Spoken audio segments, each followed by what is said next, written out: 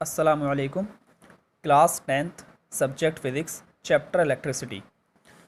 तो पिछली वीडियो में हमने बात की थी इलेक्ट्रिसिटी के बारे में और इलेक्ट्रिक चार्ज के बारे में, और हमने बताया था चार्ज की कुछ प्रॉपर्टीज़, कंजर्वेशन ऑफ चार्ज और क्वांटाइजेशन ऑफ चार्ज के बारे में। और उसके बाद हमने बात की थी स्टैटिक चार्ज और करंट इलेक्ट्रिसिटी के बारे में। लेकिन उससे पहले इसमें एक छोटा सा टॉपिक और रह गया था, वो देख लीजिए।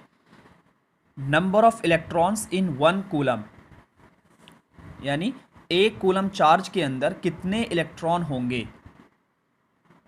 जैसा हमने बताया था कि coulomb is the unit of charge, और एक इलेक्ट्रॉन पर जो चार्ज होता है वो है -1.6 इंटू 10⁻⁻19 कूलम।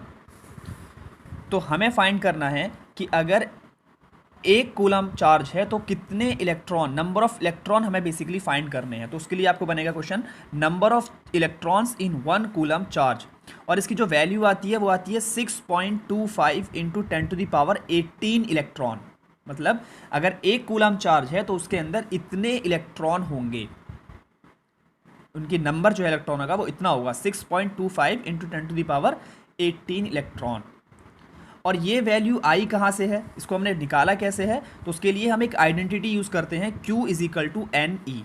ये एक बहुत इंपॉर्टेंट फार्मूला है, इसके बेस पर न्यूमेरिकल भी पूछे जाते हैं CBSE NCERT के अंदर। और ये फार्मूला है Q is equal to N e. यही समझिए कि इलेक्ट्रिसिटी चैप्टर का सबसे पहला फार्मूला ये है, Q is equal to N e, जहाँ पे Q है आपका अमाउंट ऑफ चार्ज, N है आपका नंबर ऑफ इलेक्ट्रॉन्स, और E है आपका एलिमेंट्री चार्ज। और एलिमेंट्री चार्ज की वैल्यू आपको मालूम है -1.6 इंटू 10⁻⁻19 कूलम। तो अगर हम यहाँ से हम N की वैल्यू फाइंड करना चाहें तो इसके लिए हम इस तरह फाइंड कर सकते हैं इसको, Q is equal to N E, और आपको N is equal to Q upon E, और Q है आपका 1 कूलम, क्योंकि हमें 1 कूलम चार्ज के अंदर फाइंड करने हैं नंबर ऑफ इलेक्ट्रॉन। तो Q की वैल्यू आपने 1 पुट कर दी और E की वैल्यू 1.6 इंटू 10⁻⁻19, और इसको जब आप सॉल्व करेंगे तो N की वैल्यू आएगी 6.25 इंटू 10⁻18 इलेक्ट्रॉन। NCERT किताबों के अंदर आपको ये वैल्यू मिलेगी 6 इंटू 10⁻18 इलेक्ट्रॉन, लेकिन इसकी एग्जैक्ट वैल्यू जो है वो इतनी आती है 6.25 इंटू 10⁻18 इलेक्ट्रॉन, जिसको हम अप्रोक्सीमेटली इतना पढ़ सकते हैं या इतना मान सकते हैं। इसके बाद जैसा हमने बताया था चार्ज के बारे में,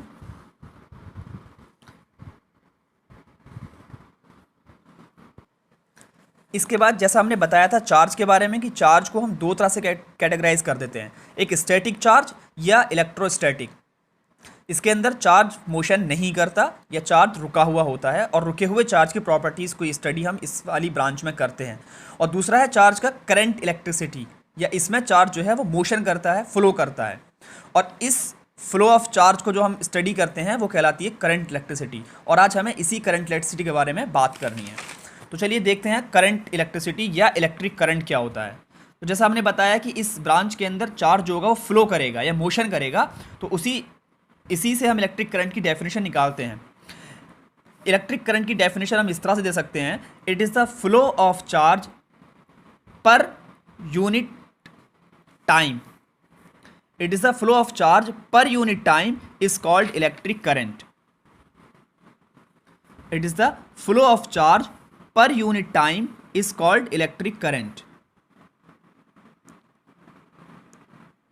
यानी किसी भी कंडक्टर के अंदर जिसके अंदर से चार्ज पास हो रहा है, इलेक्ट्रिसिटी पास हो रही है, उसके अंदर से एक सेकंड के अंदर, इसको आप ऐसा समझिए कि पर सेकंड जितना चार्ज पास होगा उसको हम इलेक्ट्रिक करंट कहते हैं। कोई कंडक्टर है, उसका किसी क्रॉस सेक्शन में से जितना अमाउंट चार्ज का पास हो जाएगा पर सेकंड, उसको हम इलेक्ट्रिक करंट जो है बोलते हैं।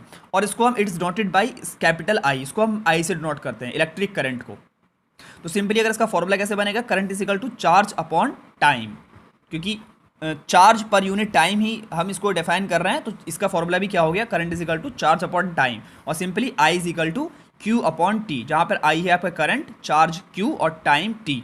या इसको हम ऐसे लिख सकते हैं Q is equal to I T. तो ये भी एक दूसरा इंपॉर्टेंट फॉर्मूला बनता है इसका, Q is equal to I t, या दूसरी आइडेंटिटी इलेक्ट्रिसिटी का दूसरा formula Q is equal to I t, जहाँ पे Q is equal to charge और I करंट और T है आपका टाइम।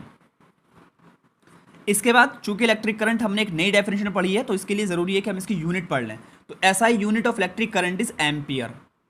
देखिए एम्पियर, और इसको हम कैपिटल ए से नोट करते हैं एम्पियर को। तो एम्पियर बेसिकली एक फिजिसिस्ट का नाम था, उनके नाम पर ही इसका नाम एम्पियर रख दिया गया है। तो यूनिट क्या होती है? एम्पियर। और एम्पियर बेसिकली एक फंडामेंटल यूनिट होती है। जैसा हमने 9th क्लास में हम पढ़ते हैं कि यूनिट दो तरह की होती हैं, कुछ फंडामेंटल यूनिट्स होती हैं और कुछ ड्राइव्ड यूनिट्स होती हैं। तो एम्पियर को फंडामेंटल यूनिट में माना जाता है। और अब चूंकि एम्पियर जो यूनिट है करंट की, वो थोड़ी बड़ी यूनिट है। जब हम प्रैक्टिकली करंट की बात करते हैं, तो जब कंडक्टर के अंदर से हम करंट को मेजर करते हैं किसी भी कंडक्टर के अंदर से, तो हम देखते हैं प्रैक्टिकली वो वैल्यू कभी कभी बहुत छोटी भी आती हैं करंट की वैल्यू। तो इसलिए हमें एम्पियर से भी छोटी यूनिट करंट की फाइंड करते हैं, और वो छोटी यूनिट जो होती हैं वो होती हैं मिली एम्पियर और माइक्रो एम्पियर। मिली एम्पियर यानी स्मॉल एम और कैपिटल ए, इसको हम मिली एम्पियर को इस तरह नोट करते हैं, 1 milli ampere is equal to 10⁻³ ampere. यानी सिंपली अगर आप इसको समझें तो 1 एम्पियर के अंदर 1000 मिली एम्पियर होते हैं। 1 एम्पियर के अंदर, बिल्कुल ऐसे जैसे कि 1 मीटर के अंदर 1000 मिलीमीटर होते हैं, वैसे ही 1 एम्पियर के अंदर 1000 मिलीमीटर होते हैं, 1000 मिली एम्पियर होते हैं। तो अगर 1 एम्पियर के अंदर 1000 मिली एम्पियर, तो 1 milli ampere is equal to, simply वो पावर माइनस में पहुंच जानी है, तो 10⁻³ एम्पियर। इसी तरीके से माइक्रो एम्पियर और छोटी यूनिट आती है इसकी, मिली एम्पियर से भी 1000 टाइम्स छोटी यूनिट माइक्रो एम्पियर। और इसको हम इस तरह म्यू ए, ये आपको जो दिख रहा है यहाँ पे बना हुआ, ये म्यू है, म्यू और ए कैपिटल। तो 1 माइक्रोमीटर इज इक्वल टू होता है 1 micro ampere, not metre, ampere. 1 micro ampere equal to 10⁻⁻6 ampere. यानी ये मिली एम्पियर से भी 1000 टाइम्स छोटी होती है यूनिट। तो ये बेसिकली दो यूनिट हैं जो कि हम इलेक्ट्रिक करंट की छोटी यूनिट के तौर पर इनको इस्तेमाल करते हैं। अब उसके बाद जैसा कि हमने बताया अभी कि ampere is the unit of current, तो अब हमें जानना यह है कि 1 एम्पियर करंट कितना होता है। मतलब अगर किसी कंडक्टर के अंदर कोई करंट पास हो रहा है, तो हम कब ये कहेंगे कि उस कंडक्टर के अंदर पास होने वाले करंट की वैल्यू 1 एम्पियर है। सिंपली हमें 1 एम्पियर की डेफिनेशन चाहिए, ठीक है। तो 1 एम्पियर की डेफिनेशन के लिए हम, चूंकि आप फिर से आप इसको इस तरह समझ सकते हैं, अभी हमने फॉर्मूला पढ़ा था I = Q/T, जहां पर I था current, Q charge, T time. तो हमें सिंपली चाहिए 1 एम्पियर, यानी I की वैल्यू हमें अगर 1 चाहिए, तो हम इसके लिए क्या करेंगे, Q की वैल्यू को भी 1 कर देंगे और T की वैल्यू को भी 1 कर देंगे। तो इसको हम इस तरह लिख सकते हैं, when 1 coulomb of charge flow through the cross section of a conductor in 1 second. When 1 coulomb, देखिए यहाँ पे हमने Q की वैल्यू को 1 कर दिया, तो when 1 coulomb of charge flows through the cross section of a conductor in 1 second, T की वैल्यू को मैंने 1 कर दिया, इन 1 second, in 1 second the electric current flowing through the conductor is said to be 1 ampere। मतलब किसी भी conductor के cross section के अंदर से अगर 1 सेकंड में 1 कूलम चार्ज फ्लो कर रहा है, 1 सेकंड में 1 कूलम चार्ज पास आउट हो रहा है, तो इसका मतलब उस करंट, उसके अंदर जो करंट फ्लो हो रहा है वो है 1 एम्पियर। तो ये 1 एम्पियर करंट की डेफिनेशन है। अब करंट एक स्केलर क्वांटिटी है या वेक्टर क्वांटिटी है, हम इसको देखते हैं। जैसा कि हम जानते हैं कि स्केलर क्वांटिटी वो होती है जिनके पास सिर्फ मैग्नीट्यूड होता है, डायरेक्शन नहीं होती, और वेक्टर क्वांटिटी वो क्वांटिटी होती है जिनके पास डायरेक्शन भी होती है और मैग्नीट्यूड भी होता है। जब हम करंट की बात करते हैं तो करंट के बारे में हम देखते हैं, current has magnitude and direction both. Current के पास मैग्नीट्यूड भी होता है और डायरेक्शन भी होती है, लेकिन उसके बावजूद भी current is the scalar quantity. ये एक छोटा सा एक्सेप्शन है, यहाँ पर आप इसको थोड़ा अच्छे से समझिए। करंट के पास मैग्नीट्यूड भी है और डायरेक्शन भी है, तो इसको वेक्टर क्वांटिटी होना चाहिए था, लेकिन फिर भी हम करंट को स्केलर क्वांटिटी मानते हैं, या करंट स्केलर क्वांटिटी होती है। ऐसा क्यों? ऐसा इसलिए क्योंकि because it does not follow the law of vector addition. Basically इसको एडिशन, यहाँ पे वर्ड एक और लिख लीजिएगा, एडिशन, क्योंकि current vector law of addition को फॉलो नहीं करता। वेक्टर लॉ फॉलो एडिशन, ये हम 11वीं क्लास में पढ़ेंगे, वेक्टर्स लॉ ऑफ एडिशन।